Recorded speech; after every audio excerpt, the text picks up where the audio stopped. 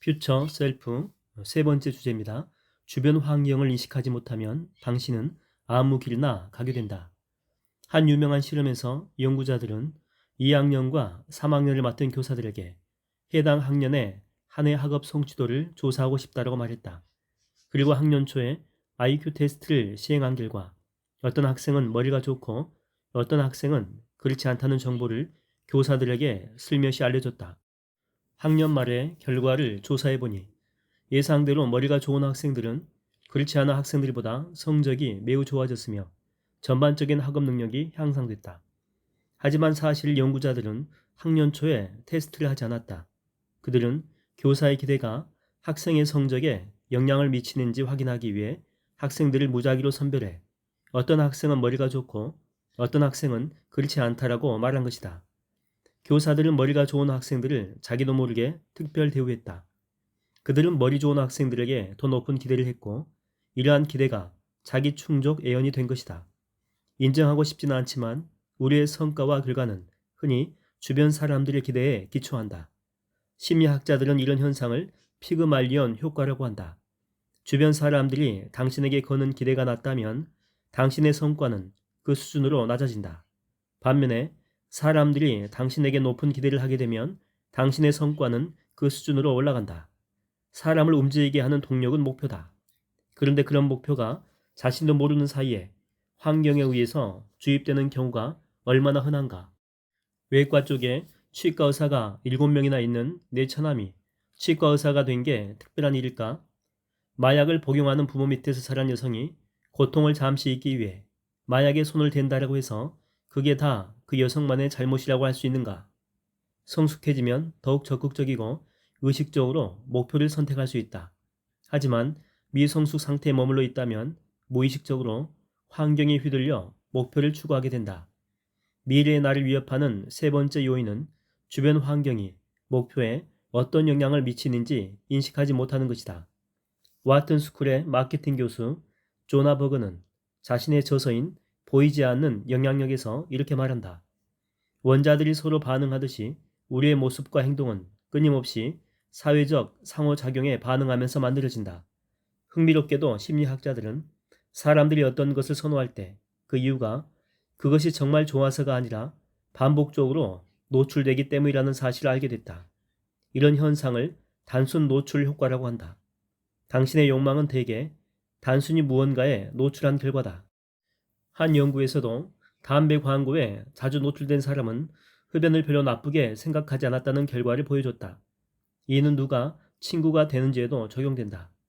근접 효과에 따르면 교실에서 바로 옆에 앉은 사람이 두 줄 앞에 앉은 사람보다 친구가 될 가능성이 크다. 대중연설가이자 작가인 지그 지글러는 당신에게 입력되는 정보가 당신의 관점을 결정한다. 관점은 결과를 결정하며 결과는 미래를 결정한다 라고 말했다. 더 나은 정보를 받아들이면 더 나은 생각을 하게 되고 궁극적으로 더 나은 결과를 얻는다. 쓰레기를 넣으면 쓰레기가 나온다. 더 원대하고 탁월한 목표를 세우고 싶은가? 더 나은 미래의 나를 원하는가? 그렇다면 훌륭한 통찰력과 능력을 지닌 사람들과 자주 접촉해야 한다. 비즈니스 전략가 찰리 존스는 훌륭한 사람을 만나지 않고 좋은 책을 읽지 않는다면 당신은 5년 후에도 지금 그 모습 그대로일 것이다 라고 말했다. 입력되는 정보와 경험, 만나는 사람을 적극적으로 바꿔야 한다. 그래야 전에는 몰랐던 것을 인식하게 되고 전에는 보지 못한 것을 보게 된다. 그리고 전과 다른 방식으로 행동한다. 깨어있는 마음은 그래서 깨어있는 마음이라고 하는 것은 순우리말 단어로는 마음 챙김이라고 합니다. 깨어있는 마음은 자신의 상황과 그 상황이 자신에게 어떤 영향을 미치는지 인식하는 기술이다.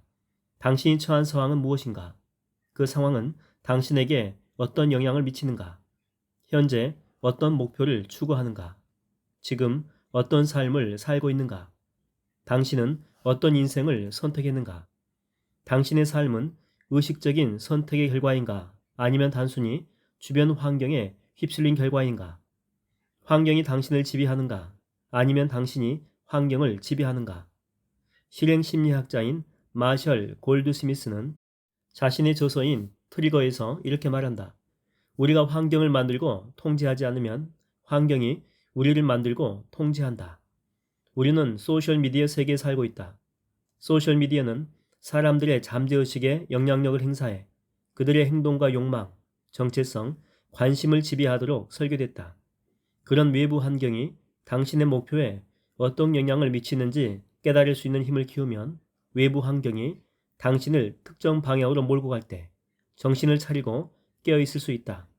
그리고 당신이 바라는 미래의 내가 되는 삶을 의식적으로 선택할 수 있다. 빅터 프랭클은 이렇게 말했다. 자극과 반응 사이에는 공간이 있다. 그 공간에서 우리는 어떤 반응을 할지 선택할 수 있다. 그 반응에 자신의 발전과 자유가 달려 있다. 환경이 휘둘리지 않을 때 자유를 얻을 수 있다. 자신이 처한 환경을 자각해야 한다. 그리고 그 환경에서 벗어나 다양한 관점에서 바라보며 선택지를 찾아야 한다. 어떻게 행동하고 존재할 것인지, 무엇을 보고 생각할 것인지, 새롭고 더 나은 방법에 자신을 반복적으로 노출시켜라. 과거에 어떤 행동을 했든 앞으로는 다르게 행동할 수 있다. 언제 어디서나 당신은 의식적인 선택을 할 수 있다. 어떤 사람이 되고 싶은가? 이 질문에 대한 대답은 틀림없이 현재 상황에 영향을 받을 것이다. 하지만 그 대답은 현재 상황을 벗어나야 한다. 지금 알고 있는 지식에 갇히지 말고 상상력을 발휘해보라. 현재나 과거와 상관없이 당신은 어떤 사람이 되고 싶은가? 현재 상황에 따라 목표를 정하는 것은 피했으면 한다. 그보다 당신이 원하는 상황을 머릿속으로 생생하게 그려라. 그것이 현재 상황을 벗어나는 방법이다. 그리고 미래의 나를 행동의 동력으로 삼으라. 그러면 훨씬 더 강력한 힘을 발휘하게 된다. 하버드 대학교 심리학 교수인 앨런 랭어는 이렇게 말했다. 사회심리학자들은 자신의 정체성은 주로 자신이 처한 상황에 달렸다라고 주장한다. 하지만 그 상황은 누가 만드는가? 우리는 정신을 차리고 깨어 있을수록 상황을 더 효율적으로 만들어낼 수 있다. 상황을 만들어낼 때 우리는 자기다움으로 존재할 가능성이 더욱 커진다. 깨어있음, 다른 말로는 마음챙김이죠. 이걸 통해서 우리는 사물을 새로운 시각으로 바라보고 변화의 가능성을 믿을 수 있다. 여기까지가 그 교수의 말입니다. 또 책으로 갑니다. 현재 상황을 벗어나 미래의 나를 상상하기 시작했다면 자신을 그 방향으로 끌어당길 환경을 만들어라. 본능적으로 당신의 뇌는 이미 그리고 즉시 이 활동을 시작할 것이다. 동양의 신비주의자 루미는 당신이 찾는 것이 당신을 찾고 있다 라고 말했다. 원하는 것을 결정하고 나면 우리의 정신은 주변 환경에서 그것이 있는지 찾아내기 위해서 깨어 살피게 된다. 그리고 선택적 주의로 이미 주변에 존재했지만 보지 못했던 것을 찾아내게 될 것이다. 이렇게 깨어있는 마음은 원하는 목적지에 도달하는 길과 과정을 효과적으로 발견하게 해준다. 당신이 원하는 모습을 만들어주는 환경을 설계하라. 예를 들어 사업가가 되고 싶다면 포부가 있는 사업가가 아니라 성공한 사업가들 가까이 접근하라. 건강해지고 싶다면 건강한 사람들과 함께하라. 부유해지고 싶다면 모두가 풍요로운 삶을 사는 곳으로 가라. 그리고 당신이 속한 집단에서 평균이 되라. 투지를 중점적으로 연구하는 앤젤러 더크워스는 투지가 분명히 개인적인 특성이지만 높은 실행력을 요구하는 집단에 들어가면 투지를 더 쉽게 발전시키고 활용할 수 있다고 인정했다. 자신이 바라는 미래의 내가 되려면 그 모습을 이루는데 도움이 되는 환경으로 들어가야 한다. 피그말리온 효과에 더해서 단순 노출 효과도 활용하라. 인간은 놀라울 정도로 환경에 빨리 적응한다. 주변에 있는 사람들이 나에게 미치는 영향은 어마어마하다. 비디오 게임을 하고 정크푸드를 즐겨 먹는 사람과 어울리면 어느 순간 자신도 그런 행동을 좋아하고 심지어 그 행동에서 빠져나오지 못하게 된다. 반대로 적극적이고 건설적인 사람들과 시간을 보내면 그런 특성들을 빠르게 배운다. 진정한 친구란 미래의 나를 더 훌륭하게 만들어주는 사람이다. 사적으로나 공적으로 누군가와 관계를 맺게 되면 그런 인간관계는 특정한 길로 당신을 인도하기 마련이다. 평생 지속하는 관계도 있지만 대부분의 인간관계는 상황에 따라서 달라진다.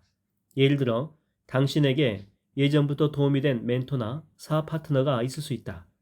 하지만 어느 순간이 되면 당신은 관계를 발전시킬 수도 있고 새로운 멘토나 파트너를 찾아야 할 수도 있다. 당신을 이 자리까지 오게 한 것이 언제나 다음 단계로 도약시키는 것은 아니다. 따라서 자각뿐 아니라 용기도 필요하다. 지금까지 긴밀한 관계를 맺었던 사람과 더는 함께하지 않는 것이 어렵고 심지어 두려울 수도 있다. 하지만 관계를 재설정하는 것은 그렇게 복잡한 일이 아니다. 그리고 상대를 존중하는 것일 수도 있다. 함께하지 않는다는 것이 상대가 틀렸다거나 나쁘다는 뜻은 아니다. 당신의 비전이 지속적으로 발전했고 그래서 더는 같은 방향으로 갈 수 없기 때문이다. 당신이 맺는 인간관계는 거래적이 아니라 변혁적이어야 한다. 물론 사람들과의 관계에서 거래나 경제적 목적이 생겨서는 안 된다는 말은 아니다. 그런 건 당연히 생긴다. 전략적으로 행동하지 말라는 말도 아니다. 배우자를 고를 때에도 우리는 단지 사랑만이 아니라 그보다 더 많은 요소를 고려하지 않은가. 우리는 미래에 대한 비전과 목적을 공유한 사람과 결혼한다. 변혁적 관계를 맺으려는 것은 서로에 대해 계산기를 두들지 말라는 것이다. 변혁적 관계에는 서로 돕고 지원하려는 진정한 열망만 있다. 변혁적 관계의 목적이자 방식은 변화다. 배품과 감사, 성장에 초점을 맞춘 변화가 변혁적 관계의 핵심이다. 나에게 무슨 유익이 있지? 라는 생각에 사로잡히지 말고 그들에게 무슨 유익이 있지? 라는 질문을 해야 한다. 먼저 다른 사람이 목표를 이룰 수 있게 도와라. 거기서 출발해 관계를 구축해야 한다. 변혁적 관계를 맺음으로써 당신은 전혀 예상하지 못한 지점으로 갈 수 있다. 변혁적 관계를 탄탄하게 구축하면 미래의 당신은 상상 이상으로 훌륭하고 탁월해질 것이다. 거래적 관계로는 지금 이 지점까지만 올 수 있었다. 거래적 관계에서 벗어나지 못하면 미래의 나는 더 멀리 갈 수 없다. 미래의 나를 위협하는 세 번째 요인은 미래의 나는 환경의 산물이라는 점이다. 정신을 차리고 깨어있으면 환경을 의식적으로 선택할 수 있다. 잘 선택하라.